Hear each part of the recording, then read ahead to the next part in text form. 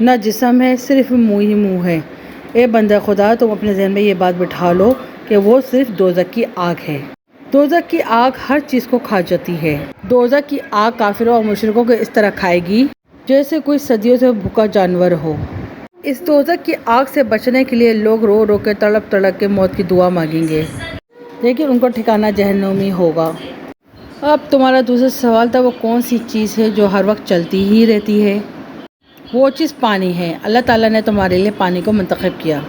ناظرین، پانی کے چلنے میں اللہ تعالیٰ نے ایک یہ بھی راز رکھا ہے کہ اگر تم ہدایت کے راستے پہ چلو گے تو تمہارے لیے خود بخود راستے بنتے چلے جائیں گے، جیسے پانی خود بخود اپنا راستہ بنا لیتا ہے۔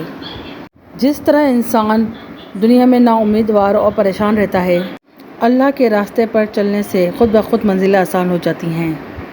تو اللہ کی راہ پر چلو، اللہ تمہارے لیے خود بخود آسانیاں پیدا کر دے گا۔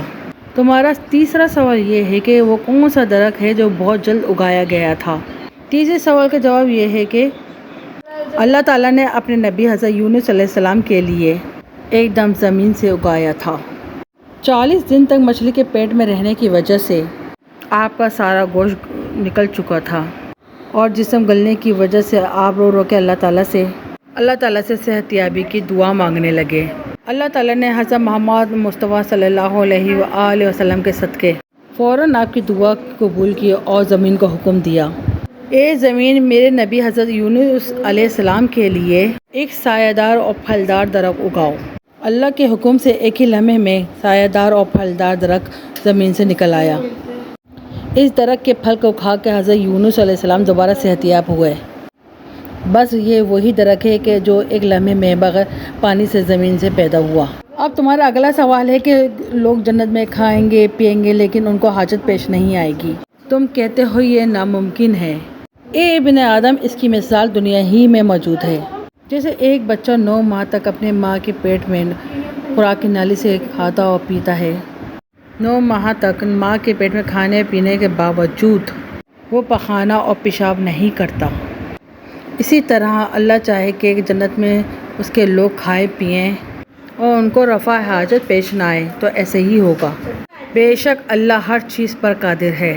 جنت میں لوگ جہاں سے جی چاہیں کھائیں گے، لیکن ان کو جب پیشاب اور پخانے کی حاجت آئے گی تو اللہ کی طرف سے بس ایک خوشبودار ڈکار آئے گی اور ان کی حاجت روائی ہو جائے گی۔ اور تمہارا سوال یہ ہے کہ وہ کون سا درخت ہے جس کے سائے کے نیچے گھوڑے کی رفتار سے 100 سال تک چلتا رہے پھر بھی اس کا سایہ ختم نہ ہو؟ اے ابن آدم، وہ درخت شجر طوبہ ہے۔ یہ درخت جنت کے درختوں میں سے ایک درخت ہے۔ یہ درخت اتنا بڑا درخت ہے کہ اس کی شاخیں اور ٹہنیاں جنت کے ہر گھر تک پہنچتی ہیں۔ یہ درخت 7 آسمانوں تک پھیلا ہوا ہے۔